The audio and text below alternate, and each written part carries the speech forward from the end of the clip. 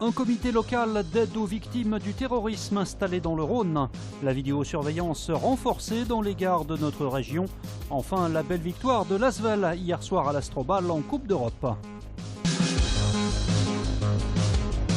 5000 victimes d'attentats en 2 ans, c'est plus que ce que la France a connu entre 1945 et 2015.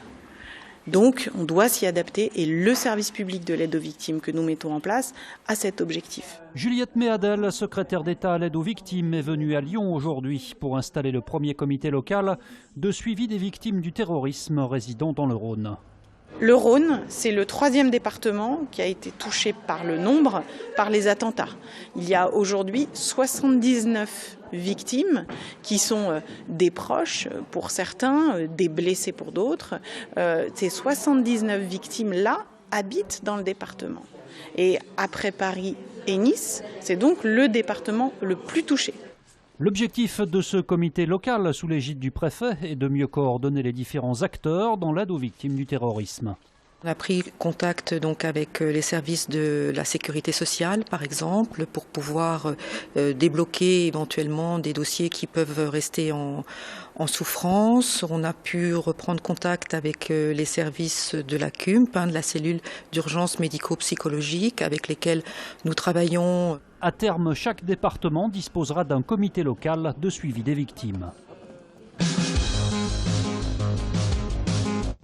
Jean Mercier n'en a pas fini avec la justice. Le parquet général de Lyon a décidé de se pourvoir en cassation après la relaxe la semaine dernière en appel de l'octogénaire accusé d'avoir en 2011 aidé sa femme malade à mourir.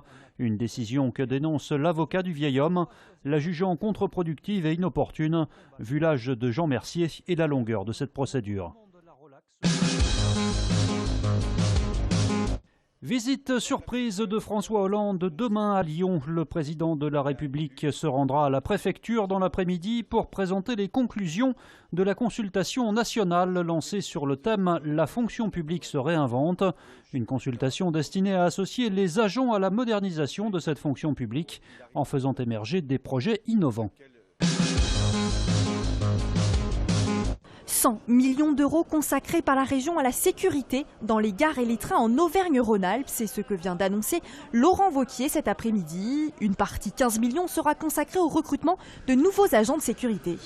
D'abord, on va doubler les effectifs qui sont dédiés à la sécurité dans nos gares et dans nos trains. C'est la région qui va financer. Parce que si on attend de la SNCF, on n'aura pas d'augmentation suffisamment importante des effectifs de sécurité. Donc on double parce que j'ai besoin d'agents. J'en ai besoin dans les trains, j'en ai besoin dans les gares. Les statistiques de sécurité se sont dégradées dans notre région et il n'y a pas de fatalité. Une seconde partie du budget, 69 millions d'euros, sera elle investie dans la vidéosurveillance. Quasiment équiper les 140 gares les plus importantes de la région en caméra. Actuellement, il doit y en avoir une quarantaine ou une cinquantaine, donc c'est quasiment presque un triplement de l'équipement de nos gares.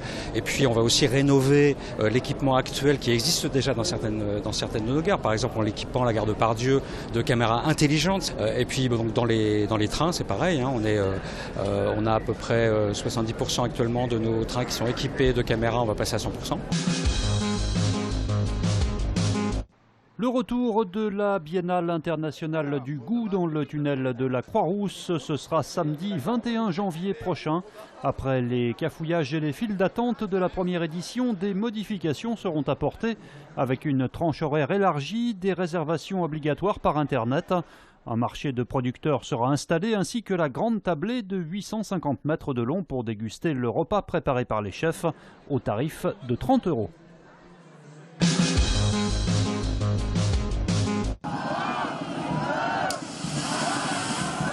Le rendez-vous du Beaujolais nouveau, c'est ce soir à minuit sur la place des Terreaux à Lyon. Comme chaque troisième jeudi de novembre, les tonneaux de primeurs seront roulés par les viticulteurs avant la mise en perce pour dégustation, toujours avec modération. En attendant les 12 coups de minuit, différentes animations sont prévues. On est chez nous, on ne va pas se laisser dicter le tempo. L'Asvel n'a rien lâché en Coupe d'Europe hier soir à l'Astrobal. La Green Team l'a emporté sur les Lettons de Ventspils sur le score de 83 à 68. Les hommes de J.D. Jackson, manquant d'agressivité, ont souffert en première mi-temps, mais ils ont su rebondir. Il faut savoir jouer avec dureté et intensité et gérer ça fort intelligemment. C'est ce qu'on a bien fait en deuxième mi-temps. Donc c'était un match qui me plaisait, très engagé des deux côtés. Là, ça Ventspils, ils jouent dehors, ils posent des bons écrans. Chaque rotation entre les compétitives. On gère l'avance et effectivement plus 15. Ça nous donne. De toute façon, on ira là-bas pour gagner, forcément, mais ça nous donne un petit bonus. Hier, l'Asvel pouvait savourer sa performance malgré l'absence de Kahudi, Mitcham et Dragovic. Et ouais, c'est clair, c'est très satisfaisant. Mais on est un peu short en rotation, mais on s'entraîne dur, on s'entraîne bien. Tous les joueurs sont impliqués. Donc on a pu le voir ce soir, tout le monde a fourni un effort. Ouais, c'est clair qu'on se dit que quand on sera au complet, on sera encore beaucoup plus fort. Mais après, va falloir toujours continuer dans la même lancée, au complet ou pas. Prochain rendez-vous pour l'Asvel samedi, cette fois en championnat, avec la réception de Paris-Levallois.